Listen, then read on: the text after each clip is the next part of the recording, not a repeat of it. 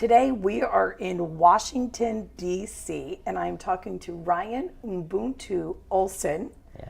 Ryan, thank you so much for meeting with us today. Really appreciate it. Yeah, thank you so much for taking the time to hear my story. I really appreciate it. Well, you know, we're going around the country and we're interviewing people about their passions, and we got word that you were pretty passionate about what you do and about what you're about. So can you explain that to us? Tell everybody what your passion is. Yeah, well, in summary, I am an international LGBT rights activist. Tell everybody what LGBT is. I am a lesbian, gay, bisexual, transgender, and intersex advocate from around the world, working with all sorts of groups, basically from the local community group in some remote community in a country somewhere around the world, all the way back to governments at the highest levels, and including the United Nations, just trying to understand the complexities of how gender and sexual diversity fit into our global discourse, and all emanating from a personal place within my heart,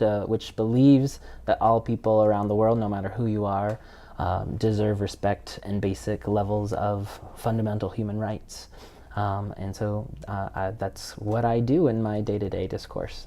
When did that understanding surface for you? Mm-hmm. Well, I think what drives my passion is an underlying understanding of myself in regards to my capacity for love. And that emanated from my college years when I actually fell in love for the very first time.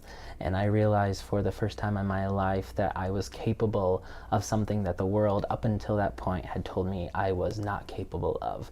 That world that told me that what I felt was evil and wrong, gross and sinful. And so when I actually loved someone for the first time, mind you, at a private Catholic school, where I was already surrounded by all these spiritual experiences, the deepest and most profound spiritual experience I had was the capacity I felt to love another person. And when I say that, I don't just mean it in the sense of frivolous love. Oh my God, he's so cute. Oh, he's so cute. Oh, wonderful. No, the kind of love that you experience with your best friend. The kind of love that you want to make the sacrifices for someone because you know it's the right thing to do.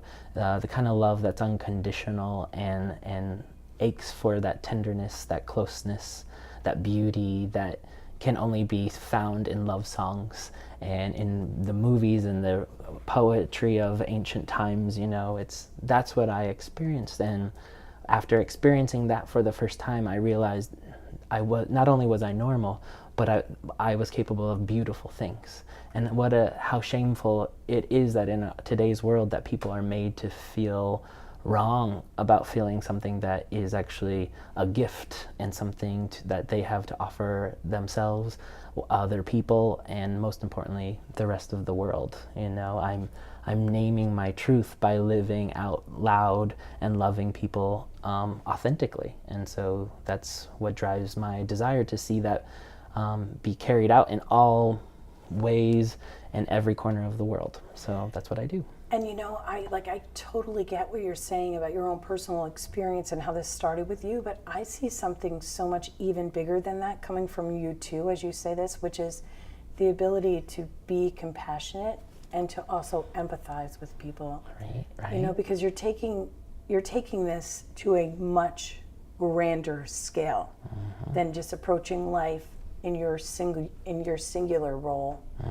You know, like because talk to us about the missions and things that you do, that you're a part of. Well, I think one of I've had an evolution of experiences that have driven me to do what I'm doing now, which started with an act of love, but has really carried me forward in life to do all sorts of things.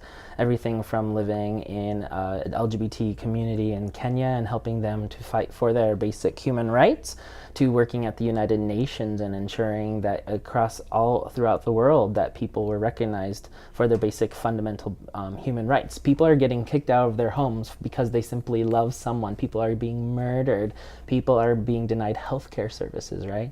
So now that's all carried me forward to doing what I do now, which is working in the field of international development under the context of public health and sexual reproductive rights, and working with governments to analyze how not serving gender and sexual minorities within their communities actually has public health impacts around the world, and everything with HIV, STI epidemics, population, all these things that if we don't value our marginalized populations, then it actually impacts the greater communities. So that's what I do now, if that makes sense. So. It does make sense, but you know what? I just got this like overwhelming thought that had you not had this own personal experience of yours, you wouldn't be out there helping all of these other people who are experiencing things that are probably much harder. Oh my gosh, right? yes. Well, and I think that's also kind of what drives my work is, I don't want to say I feel indebted to the world, but I'm also one of those fortunate people that beyond just having the love of a romantic kind between me and this beautiful, amazing person that was in my world, I was also surrounded by love my whole life. When I came out, my family accepted me. My sister, the very first thing my sister said to me was, not, oh, are you okay? How is it's like, oh, I'll carry your child for you like Phoebe did for her brother on Friends. And I was like, okay, I don't even have a boyfriend yet, but thanks. You know, and my grandparents, I remember my grandfather, I was an activist on my campus, and we brought the World AIDS Day quilts to my campus, and it was my grandfather who, at the age of 75, this curmudgeon of an old man, who would help me put those up. And, you know, so I've been surrounded by love, and as I've learned more and more about the trials that so many people around the world face, it seems unfair. It seems unfair, but the know? thing is that support, all of these experiences that you've had make you able exactly. to give these people what they need help with. Exactly, and to hopefully hear their stories, and to show and demonstrate that there is a light at the end of the tunnel, and to recognize that what they're fighting for is profoundly beautiful and amazing, and it benefits not just those individuals or even the communities that they're in, but this is something that benefits every human being throughout the world. Imagine all of the people out there in the world who are afraid of their own feelings of love. I particularly think about men in this world who are taught to deny themselves emotion and feeling, who are told that if they express themselves in any way other than hyper-masculine, that they are gay or a woman. Both horrible things to... What's wrong with both of those things, first and foremost? But second, that people deny themselves their ability to understand their innermost thoughts and their innermost feelings, but most importantly, that they could be afraid of the simple beauty of loving another person, let alone seeing the best in other human beings.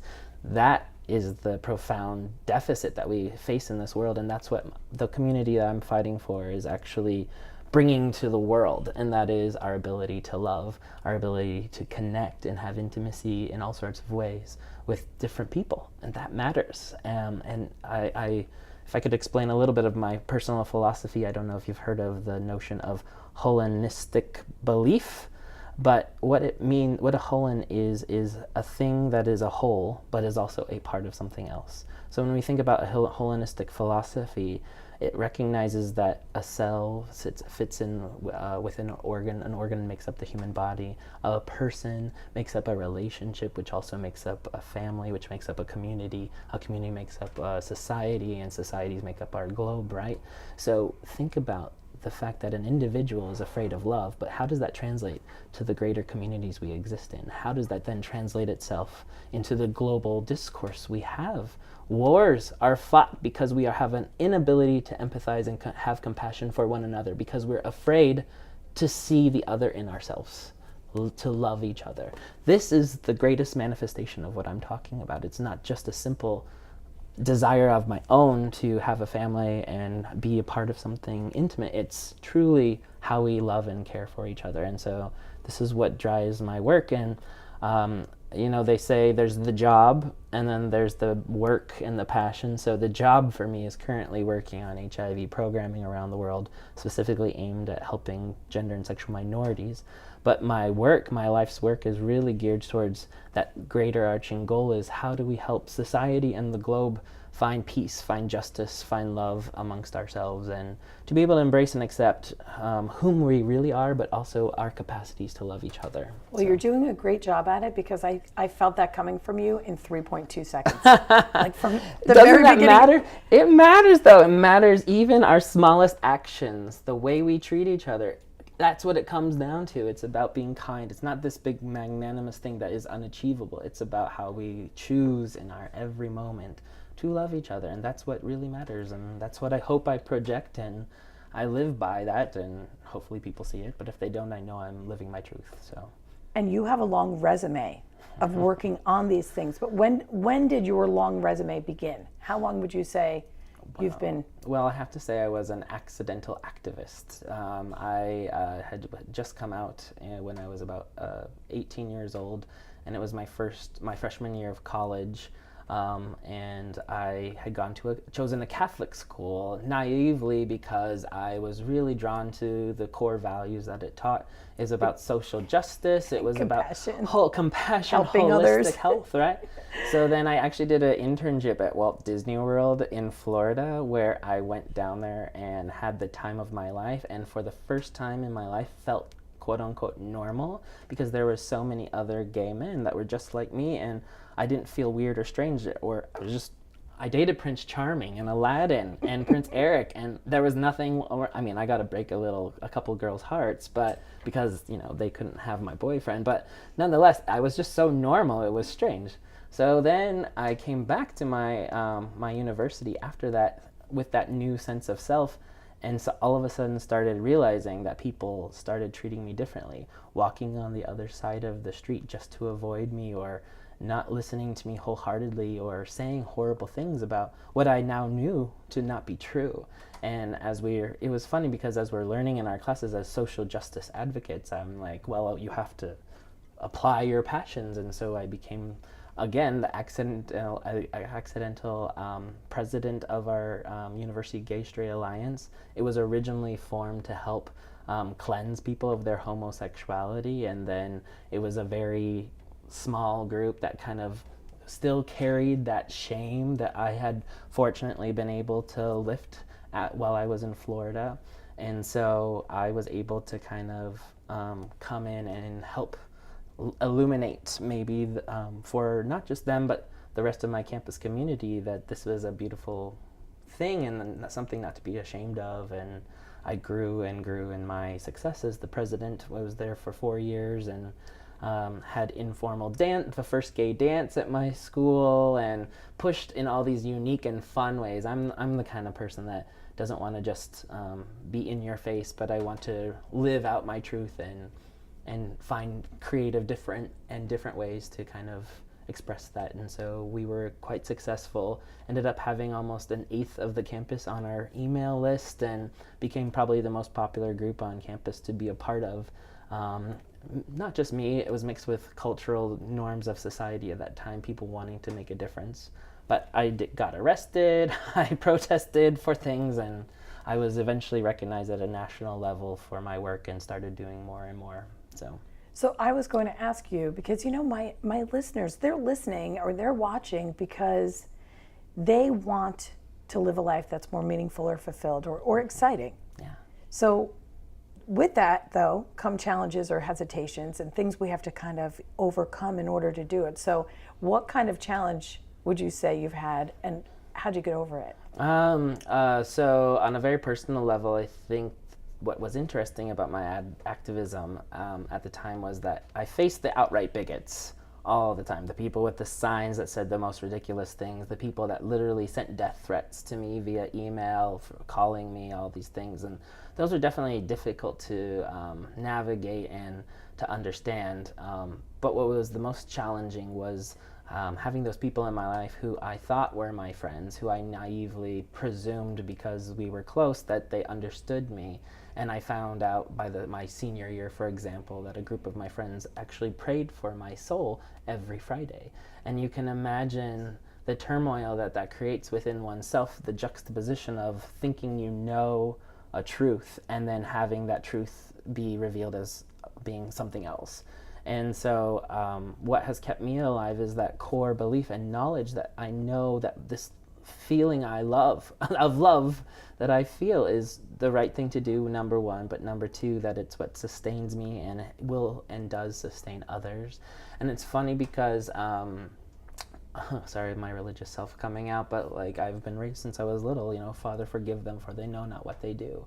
And so even when I was being tormented in middle school, called a fag, and even when my friends abandoned me, all these situations, it's really difficult for me to hate people, even if they hate me, and understanding that the truth that I know, that I no longer have shame around, is impacting them much more than it's impacting me, and being able to move forward in my life, transcending some of those difficult conversations, those difficulties, knowing that if I seek out and love people, that there's authenticity in everyone, and it's okay to, that's what helps me get through life, I guess you could say.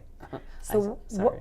No, that was awesome. That's awesome. What do you think you've learned most about yourself through all of this? I think that there is such a thing as personal resiliency. One, in terms of being able to just know yourself, being authentic, being real, knowing yourself is so important, because when you know yourself, you can be confident in entering and facing the world. That's one. But also two, you never accomplish anything on your own. I'm back to that Hellenistic philosophy, that if I wouldn't be here today if it weren't for my grandparents and my parents, my sister, and their love and their support, that taught me and unveiled what love is in the first place, right? But I also wouldn't be there without all of my fellow activists and those who have given their lives for me to be here today, for the people that are currently doing this work, and even the people around the world who are also making sacrifices equal to our greatest heroes today, that may not be recognized today, but are still doing such significant work, So valuing my friends, the real ones, really has become such an important part of my life.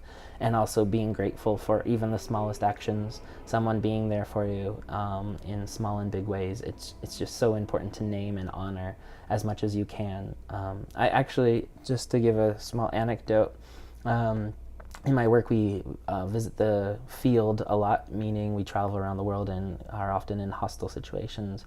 One of my dear colleagues, mentors, and friends was actually killed recently in a terrorist attack in Mali. And she was in a hotel and held hostage and then murdered. And I was so grateful because before she passed, I was able to write her this long letter about how thankful I was for her presence in my life and how much she'd had an impact on me. And while it's tragic that she is gone, I'm at peace knowing that I was able to tell her how much she meant to me. And I try and do that with every person that touches my life. And I try and make sure that people know that they matter to me, even if I don't hear it back, because I know it's important just to say it and to name it, because what you put out into the world matters. And that mattered to me, that she was able to say that. And what you put out into the world, you get back. Yes, I really agree with that. And even if it doesn't come back in the way you anticipate it, there's a sense of calmness, a peace. It's unknown in our vocabulary, but you feel it in the depths of your heart, that you know that it's coming back to you in various ways. And I really believe in that. That's beautiful. Yeah. What advice would you give people about pursuing a passion of theirs? What would you say? I love that question because I think, and I recognize that everyone has their own unique connection to this world, and that just because I work on gay rights doesn't make someone else, doesn't mean that someone else with a different passion can't follow their heart in a similar way that I do. I think one of the things that I would suggest in terms of following their heart is, again, going back to that notion of knowing yourself. What are you capable of? What gets you up in the morning? What helps you think, get passionate about the world? And then how can you tangibly make that work? And how can you build a better life for others, right? In all that you do, whether you think about cleaning up a beach of waste, or thinking about systemic changes like racism or sexism or homophobia, or doing all sorts of different things in different parts of the world, whether it's on the other side of the world or in your own backyard, there are so many things that people can do to make a difference, but also to live whole and meaningful lives, that it's really up to them. But it's about first knowing yourself and being mindful that that intention that you live with actually really matters. And so go chase that dream, be intentional. You will have naysayers that say there's something wrong with you, but the more naysayers you have, it almost indicates your success sometimes, because the world tries to stay stagnant when the reality is we're all moving. We're moving right now.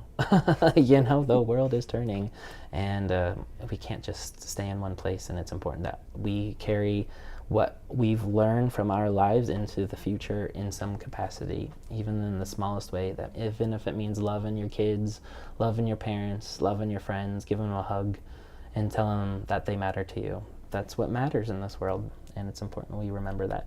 You have so many great things to share. You are so inspirational. I'm so glad that we come to see you. But can you make sure that you give us your contact information right now, so people, if they would like to reach out to you, they can? All right. Yeah, my name is Ryan Ubuntu Olson, and I can be reached at ryan.olson15@gmail.com or ryan.olson15@gmail.com.